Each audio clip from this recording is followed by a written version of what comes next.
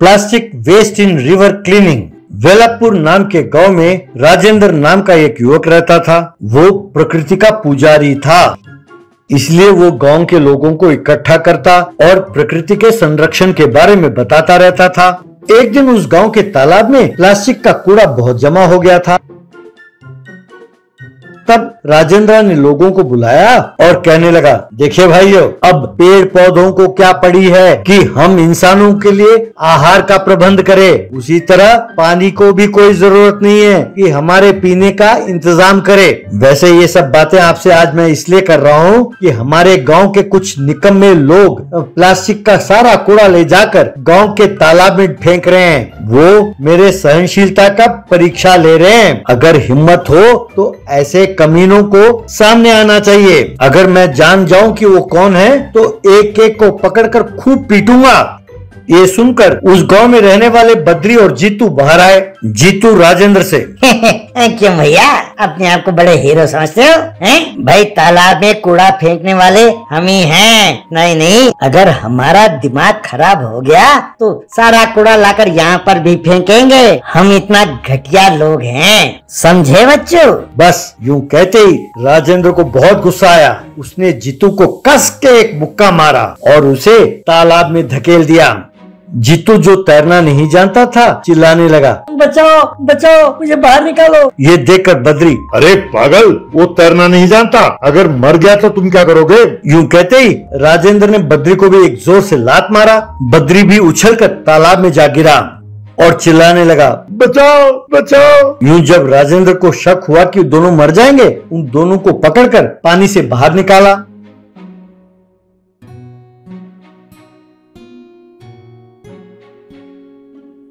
फिर राजेंद्र उन दोनों से, देखो भैया, वैसे ही मैं थोड़ा पागल हूँ और जब कोई ऐसे बेकार के काम करते हैं तो मेरा दिमाग फिर जाता है। अता माजा छतकली। अब ध्यान से सुनो, आज से गांव के तालाब में और आसपास के इलाकों में जितने प्लास्टिक के कूड़े पड़े हैं उन सबको उठाओगे।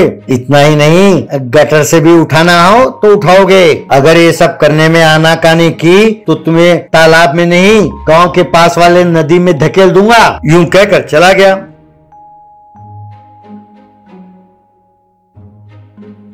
लेकिन बद्री और जित्तू नहीं बदले, वो और कूड़ा डालने लगे।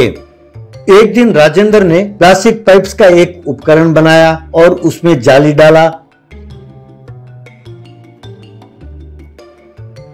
और उससे वो प्लास्टिक के कूड़े जमा करने लगा।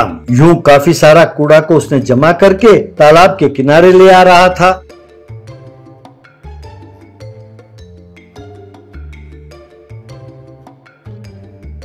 जब वो किनारे पर पहुंचा तो उसने देखा कि बद्री और जीतू अपने जान पहचान के कांस्टेबल्स को लेकर वहां पहुंचे। अब बद्री राजेंद्र से, क्यों बच्चों, तुम्हें कूड़ा मिला कि नहीं मिला है? अब इस कूड़े का करोगे क्या? इन्हें रद्दी में बेचोगे हैं? देखा है इस कांस्टेबल को, ये मेरा दोस्त है। अब तुम हमारा क्या बिगाड़ोगे? अब हम दोबारा दुगना कूड़ा इसमें डालेंगे, देखना चाहते हो? कहकर अपने पास रखे कुछ प्लास्टिक के बोतलों को उसने तालाब में फेंका। तब राजेंद्र को बहुत गुस्सा आया। उसने उन तीनों को नदी में धकेल दिया। वे तीनों उस नदी के बहाव में बह गए। कुछ दूर जाने के बाद कुछ मछुआरों ने उन्हें जाल फेंककर बचाया। बाद में कांस्टेबल ने ये सारी बातें अपने सीआई को बताया। फिर बद्री, जित्तू और कांस्टेबल के साथ सीआई राजेंद्र के घर गए। वहाँ सीआई ने राजेंद्र को पौधों को पानी देते हुए देखा। तब सीआई उन तीनों से, ये क्या, इसका नाम राजेंद्र है? अरे भाई, इससे पंगा नहीं लेना। अरे इसने तो हमारे एसपी साहब को ही नदी में फेंक दिया था, क्योंकि उन्होंने प्लास्टिक बोतल नदी में फेंका। पर अपने एसपी साहब अच्छे आदमी है ना, इसलिए उन्होंने एक ऑर्डर जारी किया है कि कोई इससे पंगा ना ले।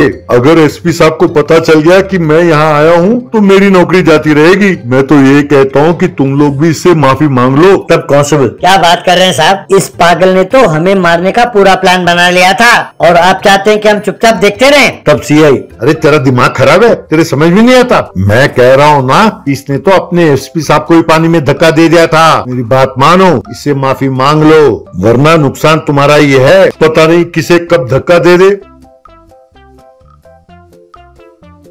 तब एसआई की बात मानकर बद्री, जित्तू और कांस्टेबल ने जाकर राजेंद्र से माफी मांगी। फिर तब से वो तीनों मिलकर नदी और तालाब से उस उपकरण के मदद से कूड़ा निकालने लगे और नदी और तालाब को साफ करने लगे। ये देखकर राजेंद्र खुश हुआ और उन तीनों को माफ कर दिया।